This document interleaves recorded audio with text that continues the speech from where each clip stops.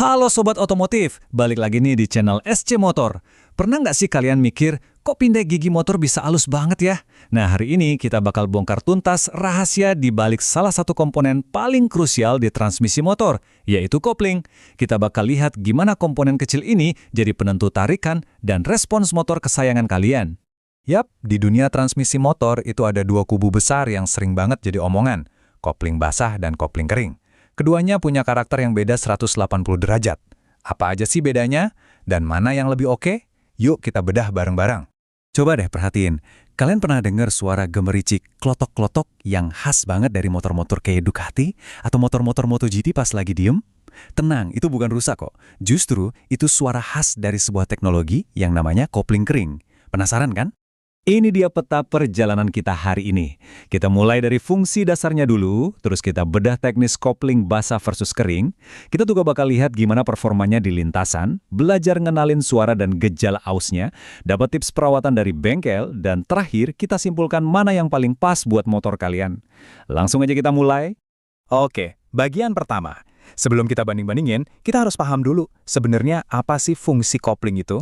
Kenapa komponen ini penting banget di motor kita? Gampangnya gini, kopling itu kayak jembatan. Jembatan yang nyambungin atau mutusin tenaga dari mesin ke gigi transmisi. Tanpa si jembatan ini, mindahin gigi itu rasanya bakal kasar banget. Bisa-bisa malah ngerusak gearbox. Jadi perannya vital banget.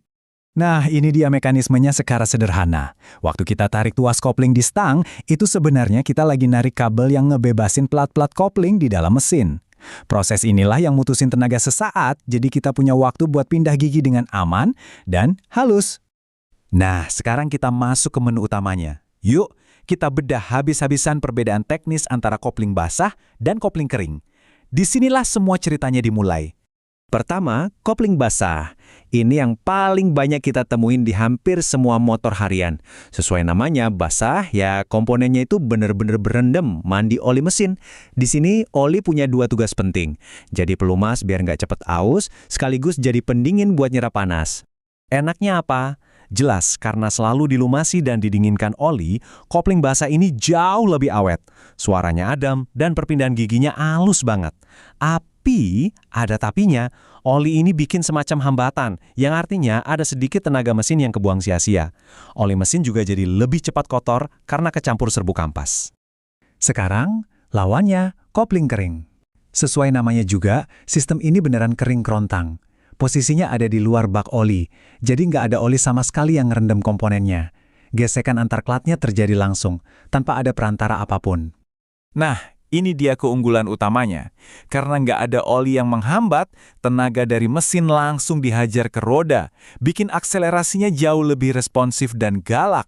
Perawatannya juga lebih gampang, karena nggak perlu bongkar-bongkar bak oli. Tapi, ya gitu, konsekuensinya kampasnya jadi cepat banget habis, lebih panas dan, ya itu tadi, suaranya berisik banget.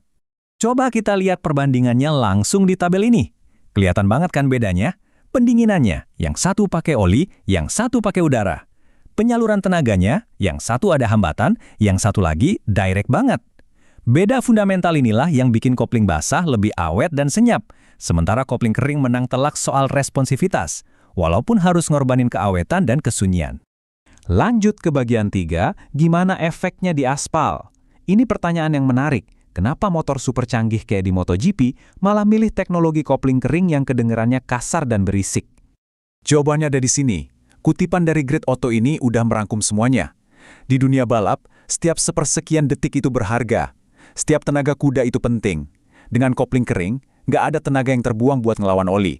Semua tenaga mesin disalurkan semaksimal mungkin buat ngedorong motor ke depan. Biar gampang ngebayanginnya, kita pakai analogi ini. Kopling basah itu kayak kita lari di dalam kolam renang. Pasti berat dan lebih lambat kan, karena ada hambatan air.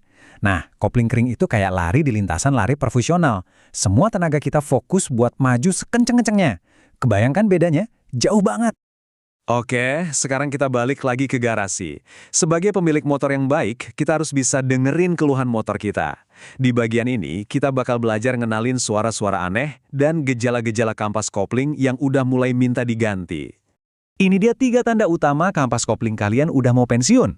Pertama, tarikannya jadi lemot kayak ngeden gitu. Kedua, pindah gigi jadi keras atau suka nyangkut. Dan yang paling parah, kopling slip. Mesin udah meraung di RPM tinggi, tapi motornya jalannya ya gitu-gitu aja. Kalau udah ngerasain ini, wah cepet-cepet deh bawa ke bengkel. Nah, ini dia tips praktis dari bengkel. Cara paling gampang bedain motor kalian pakai kopling basah atau kering itu cukup pakai kuping. Kalau pas langsam suaranya halus, adem, ya itu hampir pasti kopling basah. Tapi kalau kalian dengar suara gemericik yang lumayan kencang, selamat. Itu dia suara khas kopling kering yang lagi bekerja. Tentu kita semua mau komponen motor awet kan? Nah, di bagian ini saya mau bagi-bagi tips perawatan langsung dari pengalaman di bengkel, biar umur kopling kalian bisa lebih panjang. Buat patokan aja nih, rata-rata umur kampas kopling itu sekitar 24.000 km. Tapi ingat ya, ini bukan angka pasti. Angka ini bisa lebih pendek kalau gaya bawa motor kalian agresif atau sering kejebak macet parah. Ini yang biasanya kita lakuin di bengkel. Kita ukur ketebalan kampasnya pakai alat khusus. Ada batas toleransinya. Kalau udah lebih tipis dari standar pabrikan, ya hukumnya wajib ganti, biar performa balik normal lagi. Ini dia beberapa tips simple yang bisa langsung kalian praktikin. Buat kopling basah, wajib pakai oli spek JSOMA ya. Itu khusus biar kopling nggak slip. Terus, kurangin kebiasaan nahan setengah kopling di lampu merah. Itu musuh utamanya kampas. Dan yang paling penting, servis rutin itu kuncinya.